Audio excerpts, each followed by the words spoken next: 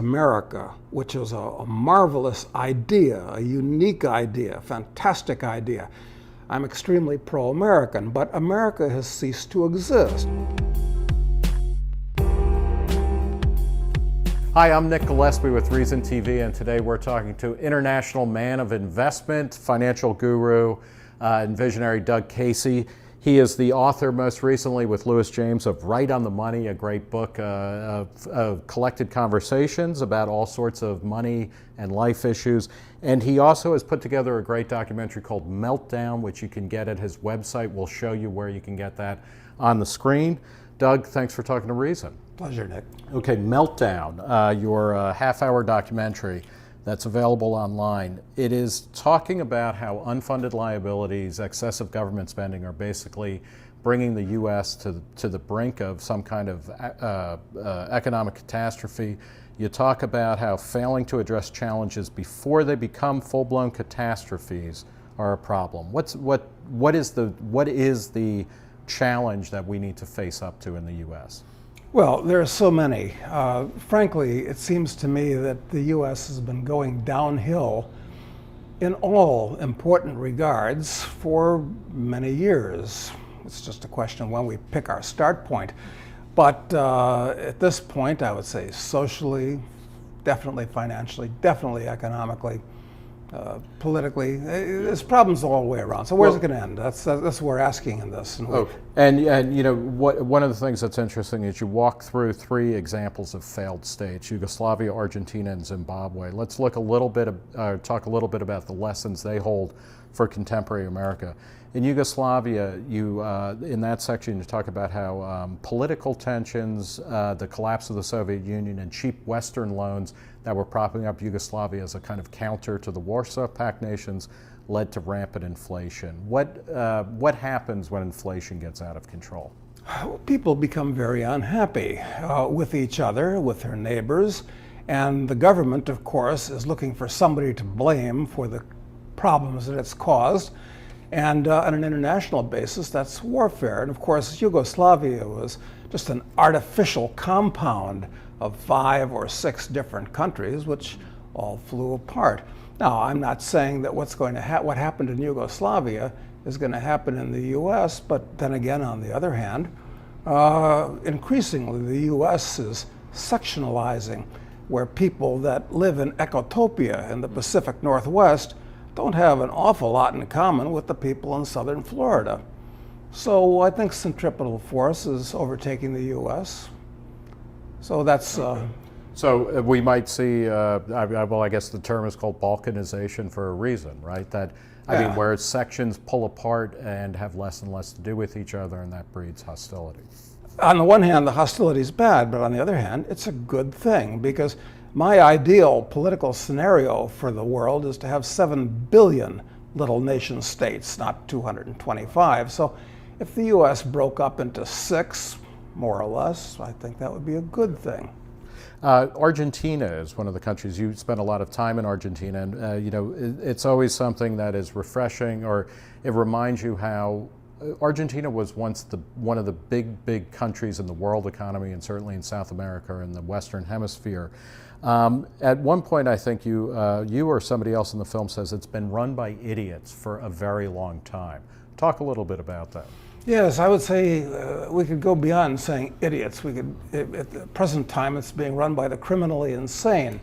Now, that's the bad news, but there's always good news about these things. And just as in the United States, which is going to have very, very serious problems, extremely serious problems, if you look at Argentina, the culture is fantastic. The standard of living is still fantastic if you have money from abroad, although the government is totally dysfunctional. So these are two different things that people get confused. People are afraid to come to Argentina because they hear how crazy the government is. But when you're there, the government doesn't bother you at all. They're mainly interested in stealing. So, you know, there's a lesson to be had there. You know, Argentina defaulted on its debt. A good thing, in my opinion. Yeah, and that's a good thing. But did that increase political instability? Well, to start with, Nick, I'm very happy they defaulted on their debt, because It just means that that was $100 billion that the next generations are not going to have to pay off to whoever was idiotic enough to lend the government all that money. But there were a lot of consequences within society when that happened. I mean, the currency was destroyed, so all the people that were prudent and put aside money in either pesos or dollars, Right. because they took the dollars and turned them into pesos and then devalued it. Typical. Well, and you talked about being at one point during the worst of the Argentine financial crisis, you were at the Four Seasons Hotel and you could not break a $100 bill. I'd flown in and I didn't have any local money, and at the time they had lots of different types of local money because all the provinces were issuing their own money to have some kind of a medium of exchange. And it's the Four Seasons, for God's sake. And the smallest I had was a US 100. They couldn't break it. It was very inconvenient. How am I going to get a cab in the street? I didn't have any pesos or Patagonias or any of these things to give the guy. So anything could happen. And if it happens here in the US, it's going to be much, much more serious than in Argentina, because the US dollar is the world reserve currency. And there's, who knows, 8 trillion of the things outside of the US. Right. And at some point, if confidence is lost internationally, all those dollars that are now abroad are going to come back in here to buy titles to properties, to corporations, to wheat, to Boeings, and the money supply will explode and it could be catastrophic. The third country that you look at is Zimbabwe. In 2000, Robert Mugabe started expropriating land from mostly white farmers, but basically took a country that had been one of the breadbaskets of Africa, had been relatively productive, and just turned it into a nightmare, both kind of in terms of state-sanctioned violence as well as economic catastrophe. Is there anything that can be done to a place like Zimbabwe now that it is so far along in this kind of ongoing catastrophe? Well, as we talked about earlier, my hobby is talking to the people that run these backward little countries and trying to propose something ultra radical to reform their reputations and so forth. So I'd say the chances of a renaissance in Zimbabwe are actually better than the chances of a renaissance in the US. Now, of course, they're not comparable because Zimbabwe is absolutely at the bottom of the barrel, and we have an immense amount of saved up capital here in the US, so our standard of living is still very high, although it's clearly dropping rapidly for the average middle class person. But sure, there's always something that can be done, but I'd say the chances of a real improvement here in the US are small. Well, let's talk about that, because in the final section of the documentary, Meltdown, you say we're at the edge of the precipice, and where debt, persistent deficits, government spending, devaluation of the currency through massive stimulus, whether it's monetary or fiscal. In many ways you say that we're in a worse shape than we were in 2007 as the recession was kicking in and the global financial crisis was happening. How are we worse off than we were then? Well, the people that are running the US government believe that by pulling monetary and fiscal levers that they can get the American economic machine to do what they'd like. And of course, this is a ridiculous conceit. And to save the country from a massive depression starting in 2007, they've been printing up trillions of currency units. Now, where have those units gone? They've all gone to financial institutions, banks, insurance companies, brokerage firms, to keep them from failing. And they basically stayed there. So about 4 or 5 trillion new dollars have been created, but they're not circulating in society. They're sitting with those financial institutions. So, and from your perspective, that would explain why we don't have rampant inflation yet. Exactly. Because this money has been created, but it hasn't been released into the general population. Exactly, because they don't want to. I mean, what are they going to do with this this money? I mean, where's all the money going? It's why the stock market is at an all-time high. It's why the bond market is in probably the biggest financial bubble in all of history because of these things. But at the same time, people are not terribly interested in investing in plant and new businesses. It's hard from a regulatory point of view, and it's very iffy from an economic point of view. And this is very serious from the point of view of the government planners, because they've shot their arrow. What are they going to do when the economy starts heading downhill again, whether it's the end of this year, or I think certainly next year? What are they going to print up this time? 10, 20, 30 trillion dollars of new currency? At that point, the dollar really will become a hot potato. The foreigners will start dumping it.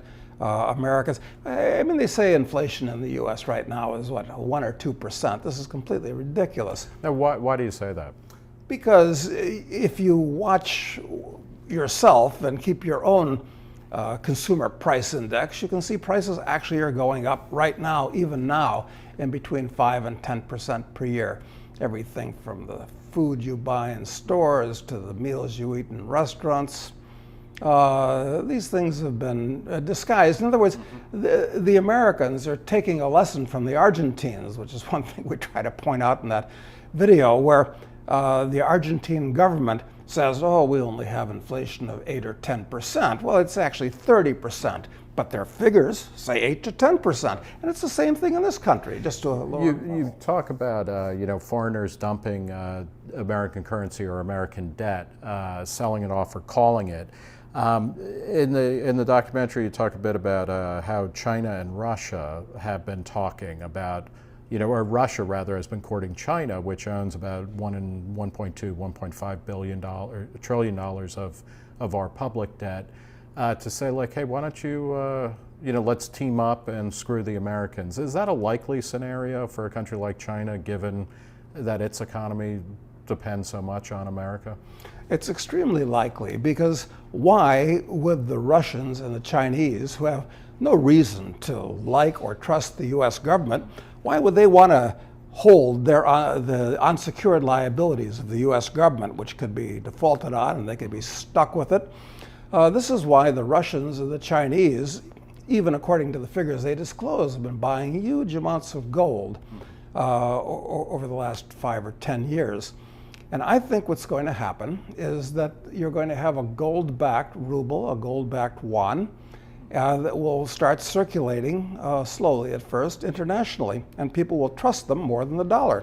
Well, this goes to, it's interesting because your documentary is interesting. It's a great history lesson. It's disturbing. It's alarmist.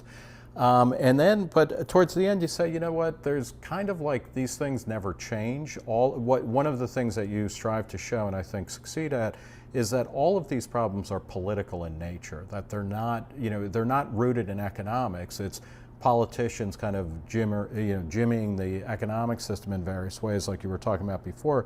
And your advice is not to, elect a small government, a limited government enthusiast president or anything, but it's to internationalize your portfolio and diversify your political risk. Talk a little bit about that. Right. I wouldn't waste time trying to turn around a supertanker. That is what the U.S. government amounts to. You're doomed to failure and perhaps being squashed by the supertanker in the process. Much better that you look to save your own assets. And since the problem is political in nature, you have to diversify politically.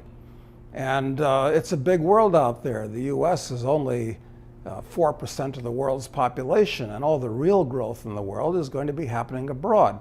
I mean, I'm particularly interested in Africa at this point, which I know most people would think is crazy and they're not interested in, but in 25 years, it'll be a different story. Well, leave it on this point. A lot of people, particularly conservatives, but also liberals and libertarians, worry about the end of American exceptionalism, where America is not just a unique country, but the leading country in the world. Do you care about that? Well, look, we have to make a distinction here. One is America, which is a marvelous idea, a unique idea, a fantastic idea. I'm extremely pro-American, but America has ceased to exist. It's been replaced by the United States. which is just another of 225 nation states that covers the face of the earth like a skin disease at this point. So we ought to make that distinction, and people shouldn't conflate these two things, the ideal with the political reality. So what you've got to do is get a lot of your assets out of the control of the government that thinks it owns you, because it's treating you like a milk cow now. And as what happened in Zimbabwe and Yugoslavia shows, if they think they need to, they'll treat you like a beef cow. Okay. Well, we'll leave it there. Doug Casey, the most recent book is Right on the Money, and the new documentary, which is available online, is Meltdown. Thanks so much for talking to Reason TV. Thank you, Nick. For Reason TV, I'm Nick Gillespie.